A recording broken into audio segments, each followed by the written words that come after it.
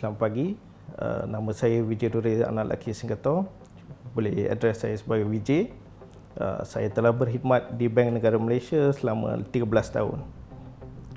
Hari ini saya ingin berkongsi mengenai penipuan kewangan atau dipanggil sebagai financial fraud. Ketika ini berlaku terlalu banyak percubaan untuk memperdaya untuk mendapatkan mangsa penipuan kewangan. Tak kala cabaran-cabaran yang sedang dilalui oleh orang ramai, contohnya kehilangan pekerjaan, pengurangan gaji, terpaksa duduk di rumah disebabkan pandemik. Jadi pihak penjenayah, scammer ni mengambil peluang, cuba menghubungi mangsa-mangsa atau potential victims melalui laman media, laman sosial, melalui WhatsApp, Facebook dan sebagainya. Bukan macam dulu lagi mereka lebih berinteraksi secara fizikal. Sekarang mereka dah canggih menggunakan laman media sosial untuk berinteraksi dan pancing mangsa-mangsa. Jadi hari ini saya ingin berkongsi mengenai 3 isu. Yang pertama mengenai skim cepat kaya. Sekiranya ingin dirumuskan skim cepat kaya, lebih kepada cari downliner.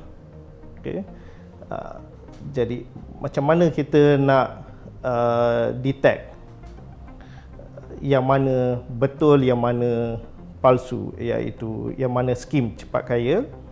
Kita perlu lihat modus operandi dia. Jadi sekiranya seseorang menghubungi kita, dia menawarkan untung yang tak masuk akal, untung yang terlalu tinggi berbanding dengan fixed deposit return, iaitu pulangan simpanan tetap. Simpanan tetap biasanya pulangan dia lebih tinggi sekiranya dalam tempoh masa setahun. Skim cepat kaya ni memberikan atau menawarkan pulangan yang tinggi melampau lebih kurang 10% setiap bulan. Dari jangka masa agak singkat untuk mendapatkan pulangan yang begitu tinggi. Dan biasanya skim-skim ni dia petik nama negara asing. Dia takkan mengatakan dia dari Malaysia. Ni kerana sekiranya dia sebut Malaysia, mudah untuk kita buat semakan. Senang je kita nak semak dekat badan-badan berkuasa, boleh pergi secara fizikal ke alamat yang diberikan. Jadi sekiranya mereka sebut negara lain, jadi agak sukar untuk mendapatkan maklumat, untuk validate, untuk menyemak sama ada betul ke tidak entiti tersebut. Dan biasanya skim-skim cepat kaya ni dia akan suruh kita cari downliner, cari rakan kongsi atau cari orang ramai untuk melabur. Anda perlu ingat yang segala bentuk pelaburan mesti ada risiko untung atau rugi. Tiada pelaburan yang boleh beri jaminan yang pelaburan ni confirm untung, confirm dapatkan pulangan XX%. Kalau dia dah sebut tu, yang tu dah kira red flag lah. Anda perlu berwaspada dengan entiti-entiti tersebut. Biasanya skim-skim ni dia akan tawarkan pulangan jangka masa pendek, jangka masa singkat iaitu 2 minggu, atau ada yang bagi pulangan harian, okay? Ada yang beri pulangan bulanan, dan mereka akan mula beri pulangan supaya kita yakin dengan mereka, okay? Sekiranya seseorang tu telah yakin, pihak scammer ni akan menyeru supaya pelabur ni mengambil personal loan, pinjaman peribadi, agar meningkatkan pelaburan. Pihak penjenayah ni akan cuba pancing orang ramai dengan memberikan pulangan yang tak masuk akal, pulangan yang agak tinggi, okay, dalam jangka masa yang agak singkat, okay. Biasanya dia akan tawarkan contoh 10% pulangan setiap bulan. Jadi sekiranya seseorang tu mula dengan pelaburan yang rendah, contoh 3,000, jadi dia akan mula pancing bagi 300. Jadi pada bulan kedua dia mendapatkan pulangan 300 tu, pihak penjenayah akan kata, rasanya rugi kalau you kekalkan 3,000 saja, ambillah pinjaman peribadi, okay, 100,000, dump in untuk dapatkan 10% tu, okay. Jadi ramai yang terpedaya, ramai yang terjerat, ikut je. Dan pihak scammer ni dia suka gunakan selebriti atau orang yang ternama lah, tak kisah dia ni ahli politik atau apa-apa pentadbir. Dia akan gunakan seseorang tu untuk mempromosikan skim-skim dia, okay. Contohlah kalau dia panggil seseorang selebriti tu untuk datang buat launching, okay, perasmian. Jadi ketika sesi penggambaran, sudah pasti selebriti itu akan tunjuk macam ni. Tanda macam ni bukan bermakna dia dah tengok skim ni, dah tengok produk ni dan mengatakan skim ni sahih, skim ni boleh disertai, okay. Jangan terlalu percaya yang dengan adanya penggambaran, adanya foto bersama seseorang selebriti atau orang ternama bermakna semua ni selamat, okay. Setiap seorang yang ingin melabur perlu jalankan tanggungjawabnya untuk semak dahulu dengan pihak berkuasa, okay. Ada banyak pengalaman kami bila kita suruh pelabur buat semakan, dia semak kembali dengan penjenayah tu, dia semak kembali dengan skim tersebut. Dia tanya, betul ke you all ni? Saya dah tanya Bank Negara, saya dah tanya pihak PDRM, kami dengar macam banyak penipuan. Korang ni betul ke? Sudah tentu penjenayah tu akan kata, kami sahih, kami selamat, kami ada segala bentuk lesen, okay. Bila kita tekankan anda perlu buat semakan terus dengan pihak berkuasa, okay. Contoh Bank Negara, Suruhanjaya Security, PDRM, SSM, buat semakan dekat pihak yang anda perlu percaya, okay. Bukan yang anda percaya sahaja. Jangan rasa sedara anda atau kawan anda mempunyai lebih maklumat daripada pihak berkuasa, okay. Kami pihak berkuasa mempunyai maklumat atau kami dalam kapasiti untuk menasihatkan anda yang mana betul, yang mana salah, okay. Segala bentuk pelaburan mesti ada risiko untung atau rugi. Sekiranya seseorang datang kepada anda dan menawarkan sesuatu skim yang kata confirm untung, dah ada red flag kat situ, jangan terus percaya. Jangan mudah sangat percaya, okay. Buat homework anda, buat semakan yang perlu anda buat sebelum mengambil tindakan, okay. Ada banyak kes di mana penawaran pelaburan ni dijalankan menerusi WhatsApp sahaja, okay. dan siap kata labur RM100 saja dapat RM10 atau dapat labur RM10 dapat berjuta. Ada banyak skim-skim atau dana yang dinamakan macam tu. Dan satu lagi, skim cepat kaya ni banyak menyalahgunakan agama. Okay. Contohnya, dia kata yang ni skim ni untuk membantu orang Islam sahaja, untuk membantu orang Melayu sahaja. Ada juga skim yang mengatakan yang ni untuk bantu orang India sahaja. Okay. Dia mainkan peranan untuk provoke atau untuk memberi satu keyakinan yang ni hanya untuk jaga orang kita sahaja. Okay. Jadi jangan mudah terpedaya dengan tu. Okay. Bab duit ni kita kena lebih berjaga-jaga, lebih berwaspada dan buat semakan. Okay. Jangan kerana anda dengar seseorang tu telah melabur dan tiba-tiba nampak dia dah bawa kereta baru, pakai jam tangan Rolex, dengan gaya hidup yang lebih mewah, kita percaya yang dia memang sudah jadi kaya disebabkan skim tersebut. Okay. Itu cara orang yang nak menipu, okay, menunjukkan kemewahan. Okay. Jadi kebanyakan yang beli dari segi ambil loan dan beli hanya untuk memperagakan kemewahan. Okay. Untuk tunjuk yang dia dah kaya agar orang ramai turut serta skim tersebut. Okay. Jadi jangan mudah percaya, buat tanggungjawab anda dengan buat semakan lanjut. Okay. Ingat, setiap satu pelaburan anda nak bayar duit bukan ke akaun peribadi seseorang. Okay.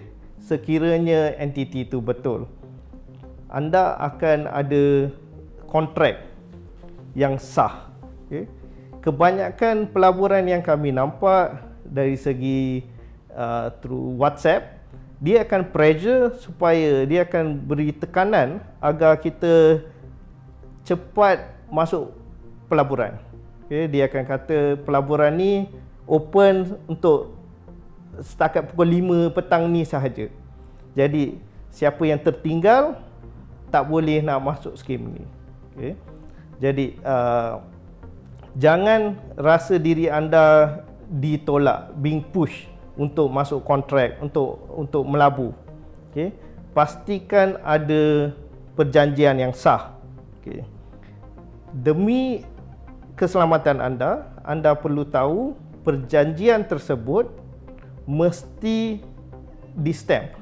Okay. Mesti ada proses yang tuan dah lalui. Maksudnya dua-dua pihak telah sign, telah tanda tangan, dan perlu lihat intipati perjanjian tersebut.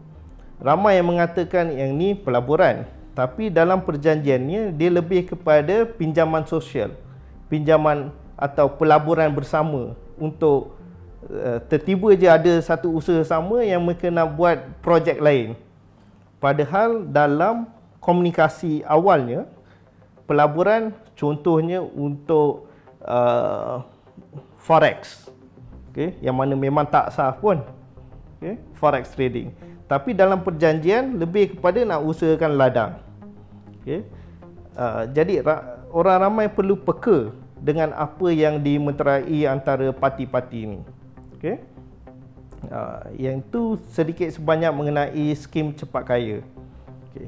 Jadi ingat, anda tidak boleh percaya dengan sesiapa yang merujuk kepada anda menerusi WhatsApp mengatakan skim ni boleh dipercayai dan dia boleh tunjuk segala bentuk lesen. Semak dulu dengan pihak berkuasa. Ada banyak je skim-skim di luar sana menyalahgunakan lesen bank negara.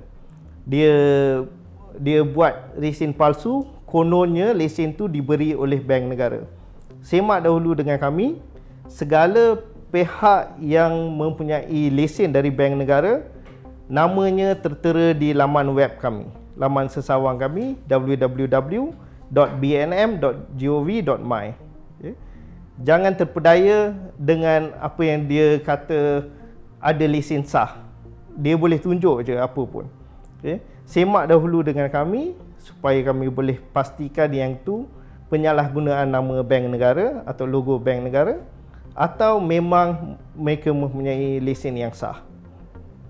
Satu lagi perkongsian yang saya ingin buat pada hari ini adalah mengenai Macau Scam atau penipuan menerusi panggilan telefon. Okay. Baru-baru ni Macau Scam telah mendapat perhatian dari orang ramai. Ramai yang mula berbincang mengenai Macau Scam di social media dan juga keluar paper mengenai perkara ni. Padahal isu Macau Scam ni telah disebarkan, okay? Telah ada banyak laporan polis dan juga laporan akhbar, siaran akhbar mengenai Macau Scam ni dah lebih 10 tahun. Okay?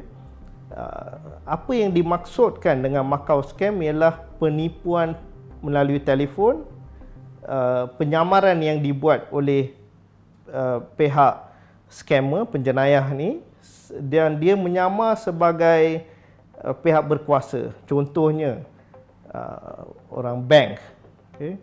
Sebagai pegawai Bank Negara Malaysia, pegawai custom, LHDN, pos laju dan juga pegawai polis. Okay? Ada juga kes-kes yang mengatakan dia ni dari SPRM. Okay. Jangan panik. Okay. Jangan panik kerana segala panggilan yang dibuat ni dibuat oleh penjenayah tersebut untuk menjadikan kita panik dan menzahirkan mengenai maklumat akaun peribadi kita. Okay. Sekiranya kita tidak panik, rasanya kita lebih selamat. Okay. Apa yang kita perlu buat ialah tamatkan segala panggilan yang anda dapat dari nombor yang tidak dikenali. Okay. Pihak Macau Scam ni, dia akan mula memperkenalkan diri dia sebagai wakil bank. Contoh modus operandi yang pernah ada, dia memperkenalkan diri sebagai wakil bank dan mengatakan anda mempunyai hutang kad kredit 2 bulan tak bayar. Contoh, pernah ada transaction Shopee atau BigPay sebanyak 9,000 beli TV. Okay. Jadi ramai yang akan rasa panik dan mengatakan saya tidak pernah buat transaksi tersebut. Dan pihak penjenayah ni boleh memberi maklumat mengenai diri kita, nama kita, nombor IC kita, alamat kita, dan semuanya betul. Okay. Dalam keadaan tersebut, pihak scammer ni dia akan menawarkan perlindungan atau dia ingin menjadi hero lah. Dia akan membantu anda dengan mengatakan saya boleh salurkan atau boleh pass line ni, transferkan panggilan ni ke Bukit Aman atau ke Bank Negara Malaysia untuk membantu. Jadi dia akan transferkan panggilan tu ke seseorang, rakan penjenayah dia yang mengatakan dia dari bahagian laporan Bank Negara Malaysia. Dan orang yang menyamar sebagai wakil Bank Negara Malaysia ni akan mula mendapatkan maklumat-maklumat peribadi anda. Okay. Contoh, dia akan tanya kat mana lagi ada loan, kat mana lagi ada credit card, mana lagi ada savings account, berapa banyak duit yang anda simpan dalam akaun tersebut. Dan kemudiannya dia akan kata ada scammer sedang menyalahgunakan akaun anda. Okay. Untuk selamatkan akaun anda, masukkan segala duit yang anda ada ke akaun pihak ketiga yang dilantik oleh mahkamah. Dia akan beritahu kita yang akaun ni telah dispesifikasikan oleh mahkamah sebagai akaun untuk simpan duit-duit orang ramai, okay, untuk halang scammer. Okay. Jadi ramai yang terpedaya dengan tu yang akan pindahkan segala duit yang mereka ada ke dalam akaun tersebut.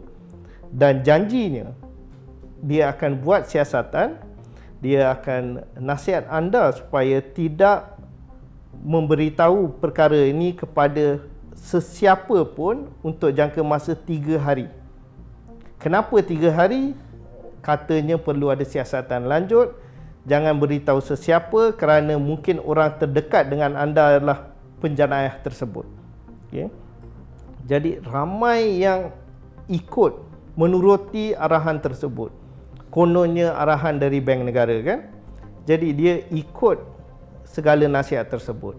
Dan pada hari keempat dia mula membuat panggilan ke Bank Negara Malaysia untuk menyemak kat mana duit saya, bila saya boleh dapatkan balik duit saya.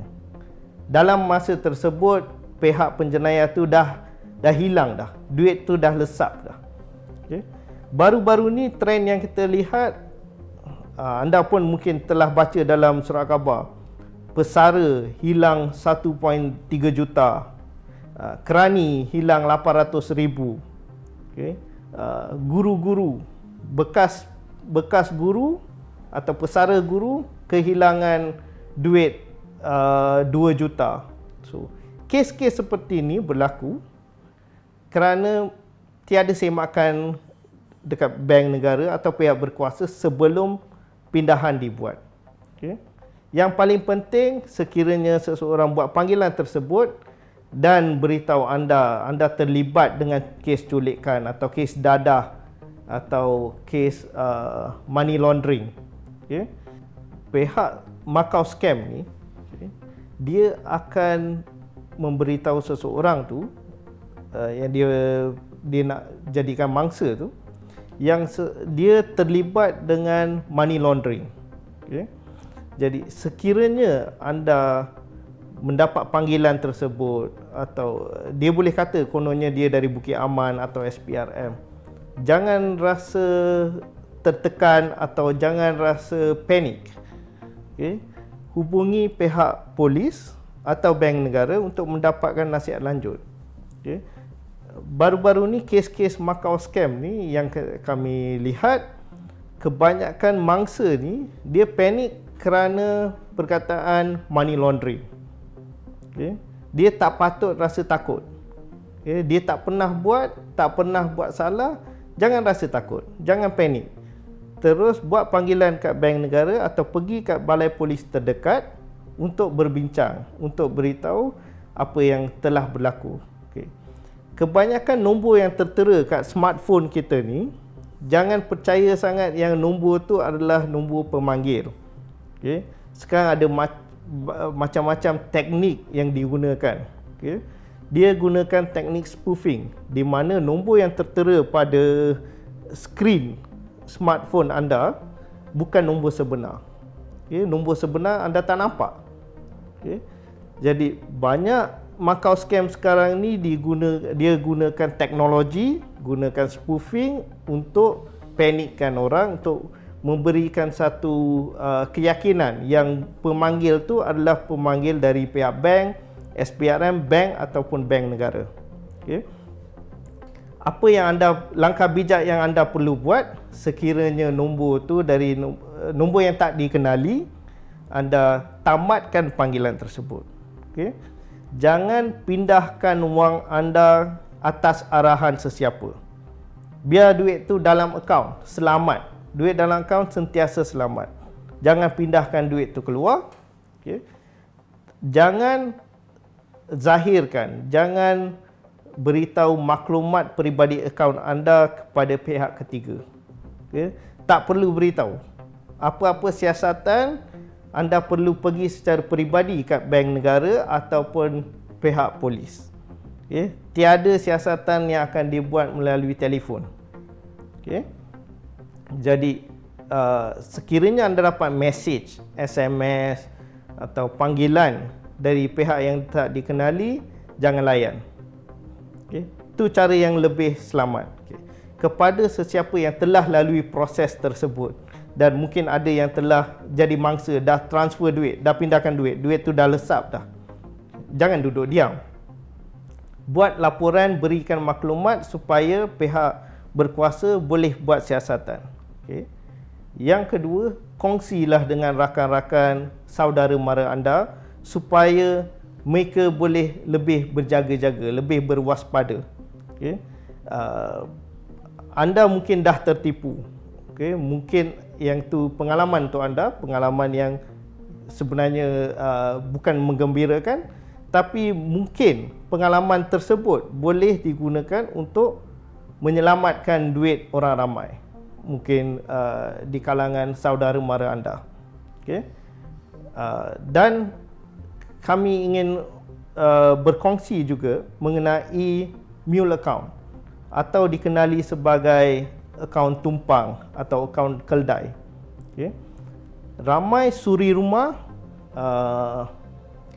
penuntut universiti, budak-budak muda yang terjerat dengan isu akaun keldai. Okay. Jadi apa yang dimaksudkan dengan akaun keldai? Okay. Di mana akaun seseorang, akaun bank seseorang digunakan untuk tujuan yang tidak sah atau untuk menerima wang yang menyalahi undang-undang. Akaun keldai bermaksud akaun anda, akaun bank anda digunakan oleh pihak ketiga untuk tujuan yang tidak sah atau untuk menerima duit yang menyalahi undang-undang. Okay. Contohnya scam-scam yang saya sebut sebelum ni, Macau scam, skim cepat kaya, duit yang mereka terima kebanyakan adalah menerusi akaun peribadi. Dan akaun peribadi ini dimiliki oleh pihak ketiga, iaitu akaun-akaun keldai, mule accounts. Okay. Sekiranya anda benarkan akaun anda digunakan oleh pihak ketiga, okay, dengan apa-apa habuan, contoh dia bayar sewa setiap bulan bagi 1,000, 2,000, atau secara tidak sedar anda telah beri akaun anda, contoh anda buat permohonan pekerjaan menerusi online. Okay. Pihak syarikat yang menawarkan pekerjaan tu menasihati anda untuk buka akaun dan beri akaun tu kepada syarikat untuk tujuan pentadbiran atau sebagai cagaran untuk mereka. Jangan percaya, sebab akaun anda akan digunakan untuk tujuan yang tak sah. Jadi segala duit yang diterima atas jenayah-jenayah yang dilakukan oleh scammer ni, anda yang akan terlibat sebab akaun tu atas nama anda. Okay. Jadi tindakan undang-undang boleh diambil ke atas anda kerana menerima wang yang tak sah di sisi undang-undang. Okay. Ramai yang tak sedar sebenarnya implikasi memberikan akaun kepada pihak ketiga. Ada yang mengatakan ada kes-kes yang boyfriend atau tunang minta pinjam akaun.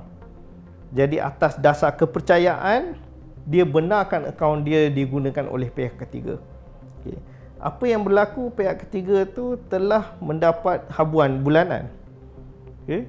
Dan sekiranya mangsa-mangsa skim cepat kaya atau mangsa penipuan panggilan telefon membuat laporan polis, dia akan memberikan maklumat ke akaun mana yang dia pindahkan duit.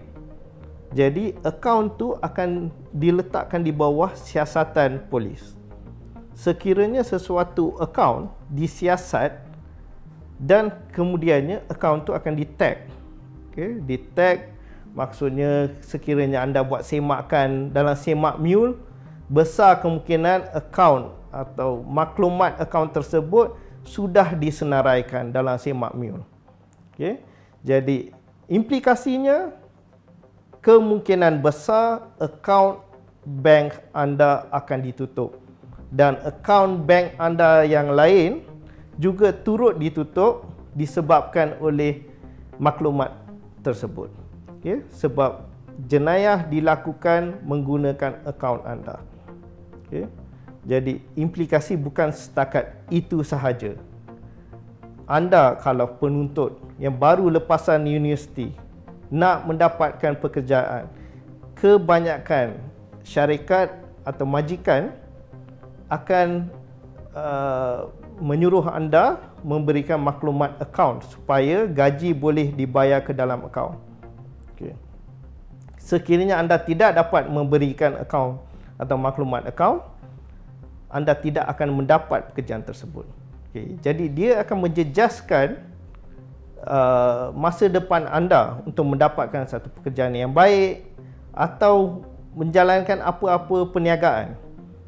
Susah anda nak buat perniagaan tanpa akaun.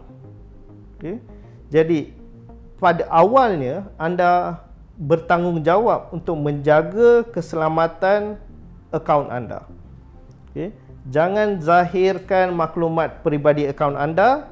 Jangan benarkan pihak ketiga menggunakan akaun anda. Baru-baru ni kami dapat panggilan telefon dari seseorang yang mendapat pekerjaan di contact center. Si gadis ni yang mendapat pekerjaan di contact center ni, dia disuruh membuka akaun di bank, dan prepaid dan menggunakan nombor tersebut untuk tujuan contact center tersebut. Jadi setiap hari dia akan diberi satu senarai nama dengan nombor telefon untuk buat panggilan. Dan ni lebih kepada menawarkan bank loan. Yang ni dinamakan bank loan scam. Jadi dia akan buat panggilan menawarkan pinjaman. Dia akan pancing orang dengan mengatakan sekarang musim pandemik, ramai kehilangan kerja, kami mudah carakan permohonan pinjaman. Jadi dia akan tawarkan pinjaman kononnya dengan interest yang rendah, dengan faedah yang rendah, 2% per annum. Jadi ramai yang tertarik. Satu, mudah, cepat dan juga murah. Ramai tertarik dan ingin mendapatkan pinjaman tersebut. Untuk tujuan pemprosesan, pihak pemanggil tu, pihak scammer tu, dia akan kata untuk tujuan pemprosesan anda perlu bayar fee pemprosesan RM6,000.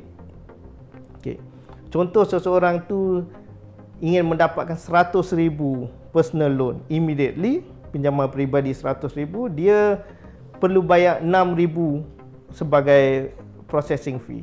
Jadi dia bayar ke dalam akaun kedai tersebut, yang bekerja tu.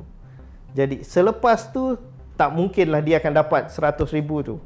Jadi dia akan buat laporan polis mengatakan dia dapat panggilan dari nombor sekian-sekian dan telah pindahkan wang ke akaun sekian-sekian. Jadi pekerja tersebut yang akan terbabit dalam siasatan kerana menggunakan akaun yang didaftarkan atas nama dia dan juga nombor telefon turut didaftarkan atas penama tersebut.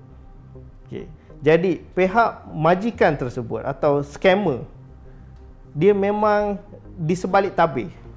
Dia takkan kena. Yang akan kena pekerja tersebut. Jadi orang ramai perlu sedar apa yang mereka sedang lakukan. Kalau mereka dah rasa apa yang mereka lakukan ni tak betul, macam jenayah, dia perlu bertindak cepat, hubungi pihak berkuasa, jumpa pihak polis, hubungi pihak bank negara, dapatkan nasihat, kami akan bantu. Ingat, segala tindakan yang kita ambil, termasuk pelaburan tadi tu, skim cepat kaya, akaun tumpang, ni semua ada implikasi undang-undang ke atas diri kita. Sebagai pelabur, untuk skim cepat kaya, untuk pengambilan deposit tanpa lesen, anda bukannya mangsa. Dari mata undang-undang, dari sudut pandangan undang-undang, anda bukannya mangsa. Anda dianggap accomplice, bersubahat dengan penjenayah tersebut. Jadi tindakan undang-undang boleh diambil ke atas diri anda dan hukumannya serupa dengan penganjur skim tersebut. 10 tahun penjara dan boleh dikenakan denda yang berjuta-juta, atau kedua-duanya sekali. Jadi jangan ingat anda pelabur saja, anda mangsa nak minta tolong pihak berkuasa untuk dapatkan balik duit. Okay? Biasanya nak dapatkan balik duit, jangan haraplah, sebab yang tu dah memang penipu. Dah memang dia memang berniat nak ambil duit anda. Okay? Jadi ingat implikasi undang-undang atas segala tindakan anda. Sama ada anda memberikan akaun anda atau anda melabur ke entiti-entiti yang tidak dilesenkan. Okay? Untuk segala pertanyaan, anda perlu hubungi pihak berkuasa seperti Bank Negara Malaysia. Untuk Bank Negara Malaysia, anda boleh buat panggilan ke BNM Telelink. Nombor talian 1300 88 5465 atau menghantar email melalui web form kami, e-link, ada tertera di laman Sesawang Bank Negara, www.bnm.gov.my. Okay. Anda juga boleh buat semakan di Semak Mule, PDRM, dan juga Investor Alert di bawah Suruhanjaya Security. Okay. Maklumat-maklumat telah dipaparkan di laman Sesawang untuk kemudahan orang ramai buat semakan sebelum bertindak. Okay. Terima kasih. Untuk Bank Negara Malaysia, kami telah senaraikan beberapa entiti dalam senarai amaran pengguna kewangan atau dikenali sebagai Financial Consumer Alert.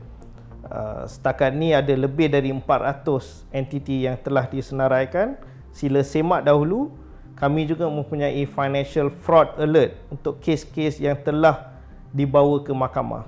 Semak dahulu entiti yang disenaraikan sebelum bertindak untuk melabur dalam skim-skim yang ditawarkan. Senarai-senarai tersebut adalah untuk panduan sahaja. Sekiranya entiti itu tidak disenaraikan ke dalam Financial Consumer Alert tersebut, bukan bermakna entiti itu sah. Okay? Jadi gunakan tu sebagai satu panduan. Sekiranya ingin mendapatkan maklumat atau nasihat lanjut, hubungi kami. Kami bersedia untuk menasihati anda berdasarkan skim-skim atau entiti yang merujuk kepada anda.